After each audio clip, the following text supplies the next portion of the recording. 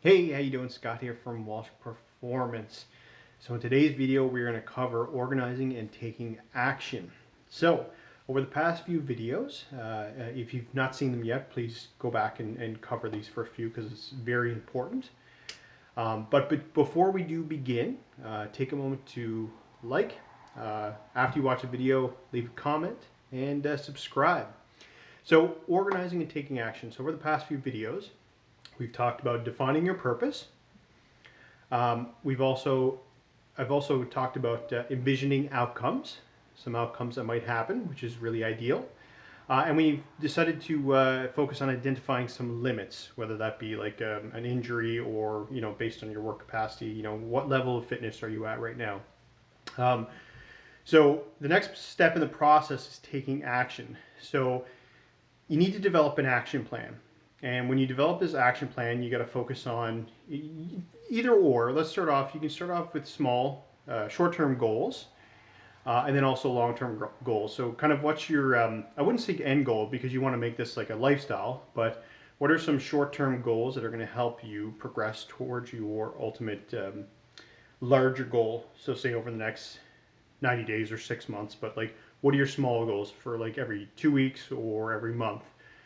Whether it be like you want to lose 2 pounds of weight a week, you want to increase your lifts, like saying your squat, your bench, whatever, or build up your work capacity, do more workouts in a shorter period of time, things like that, right? So of course, when you're starting with these goals as well, start with things that are really small. So it takes a bit of time to build up habits. So you want to start with habits that are going to be baby steps, right?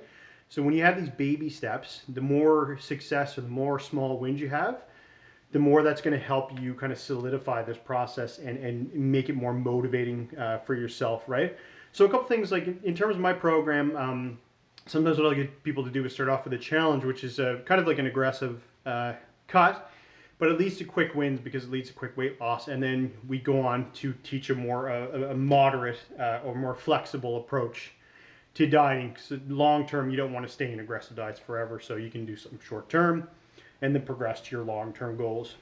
But the thing is, and the main thing with this is in taking action is when you're doing things like weighing yourself on the scale, say if you take daily weight, like daily scale weight, don't be distraught if the scale goes up. You have to kind of look at trends in weight loss over time. So an ideal app for that would be I believe it's Weight Fit, where you can kind of track your trends in weight loss over a few weeks. But just notice that it's never going to be linear and just go straight down. It's always going to go down and up. It's going to look quite crazy, right? But if you're in a proper calorie deficit, if your goal is fat loss, then this is going to, taking these small baby steps, like, weighing yourself daily and taking the emotion out of it, and using it as a tool to help keep you on track, that's going to help you with your bigger long-term goals as well. But start with small things like, I'm going to drink my 8 glasses of water a day, or I'm going to have 2 servings of, 2 portion sizes of veggies with each meal. Things like that. Just start small and then kind of grow from there, right?